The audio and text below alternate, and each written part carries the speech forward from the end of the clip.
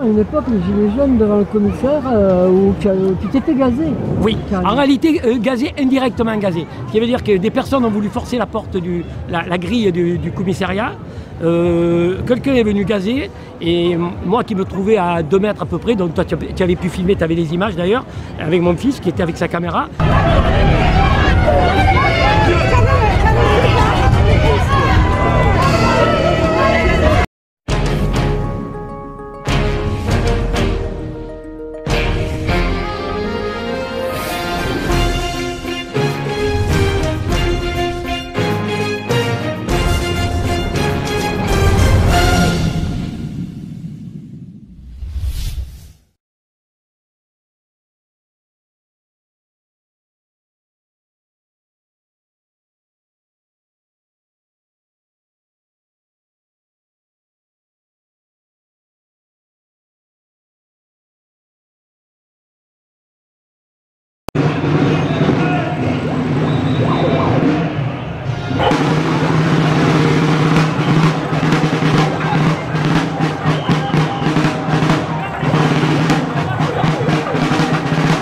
Toi, Marc, tu es reporter indépendant. Oui.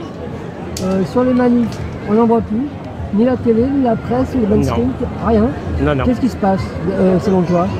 Disons que la censure que nous on a à l'heure actuelle sur les réseaux sociaux, donc ce qui est YouTube, Facebook ou quoi que ce soit, je pense que les journaux, enfin dire les médias professionnels ont une censure aussi et n'ont pas le droit de divulguer la véritable information.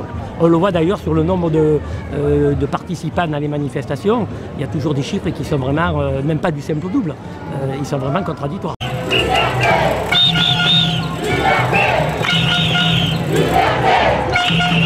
La prison, la presse est bâillonnée aujourd'hui. Sur les manifs, on est quelques indépendants. Uniquement, oui. Uniquement. Et nous, on est bâillonnés sur les réseaux sociaux. On aura les images des indépendants comme nous, voilà, qui filmons et qui nous divulguent, bien sûr. Bon, on sait que maintenant, à l'heure actuelle, Facebook, c'est fini. Je veux dire, Facebook, c'est fini.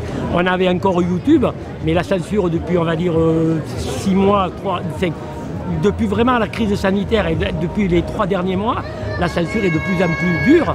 À une époque, les gilets jaunes devant le commissaire, où tu t'étais gazé. Oui, en réalité gazé, indirectement gazé. Ce qui veut dire que des personnes ont voulu forcer la porte, la grille du commissariat.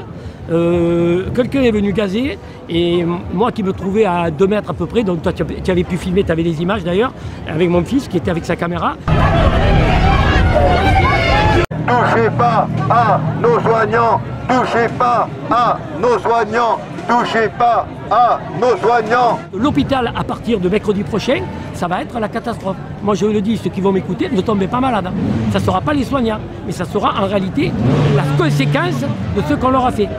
Il y a des choses qui sont quand même incompréhensibles quand on écoute certains reportages et malheureusement souvent les gros médias, c'est qu'il y a 1 an et demi, vous étiez beaucoup de personnes aux fenêtres en train de les applaudir et maintenant vous êtes en train de leur dire qu'il faut qu'ils se fassent vacciner pour pouvoir vous soigner.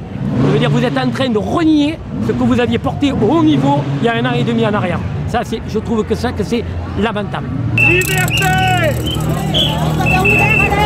Liberté!